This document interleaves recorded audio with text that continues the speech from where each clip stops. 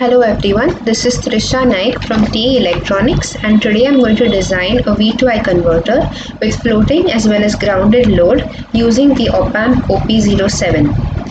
When you use the conventional passive elements for source transformation, what happens is that the current is dependent on the load resistor.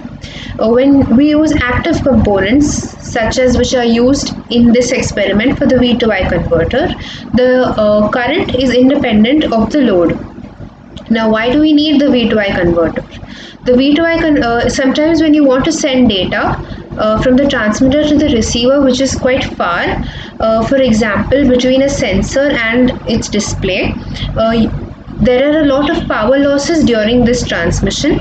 So the voltage is first converted to current and then transmitted, which helps to reduce the power losses. So let us first see the V2I converter calculations.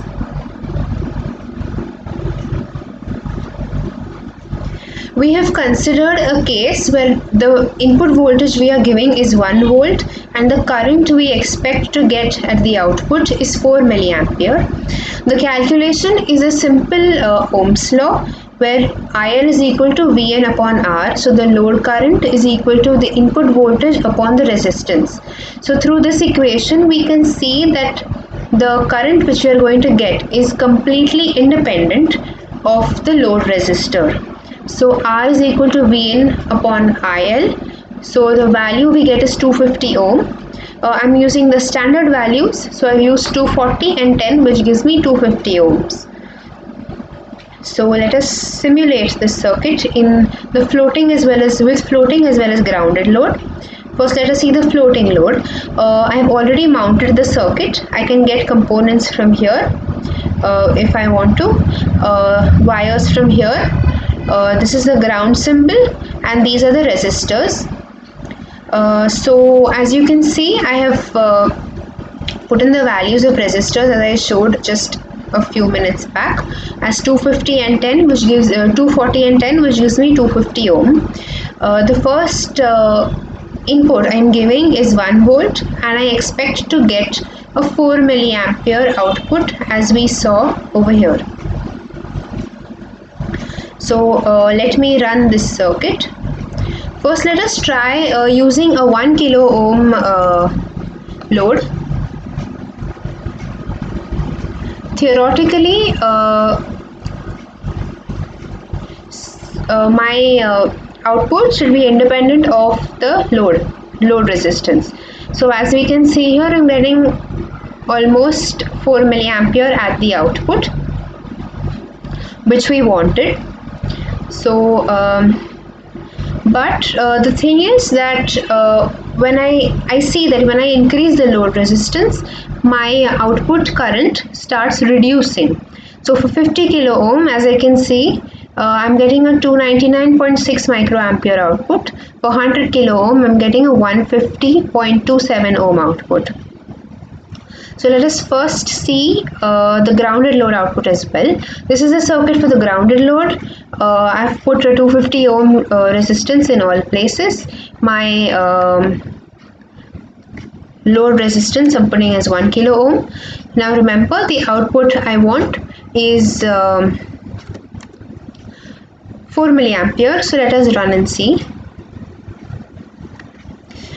Here as well I'm getting 3.99 milli, which is close enough to 4 milliampere. Now again, if I see the outputs for increasing load resistance, I will notice that the value of current which I get decreases gradually. So for 50 kilo ohm I'm getting 110.70. For 100 kilo ohm I'm getting 55.45. The problem is that one of the most fundamental concepts of an op-amp is that the input impedance should ideally be infinite, practically as high as possible. Though our designing is correct, our calculations are right, the problem is that the 240 and 10 ohms will not work practically for an op-amp, even though our design is correct. So for this, I have also taken different values of voltage to check my outputs. So this is for a load of 1 kilo ohm. I observe I'm getting almost 4 milliampere for 1 volt, almost 8 milliampere for 2 volt. But I can see that as I increase the voltage, my output starts decreasing. It goes lesser, it comes out to be lesser than the intended voltage, than the intended current which we want. Similarly, for 50 kilo ohm and 100 kilo ohm, for both the grounded as well as the floating load.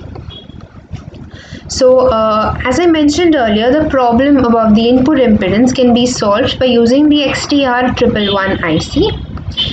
It is a voltage to converter IC which has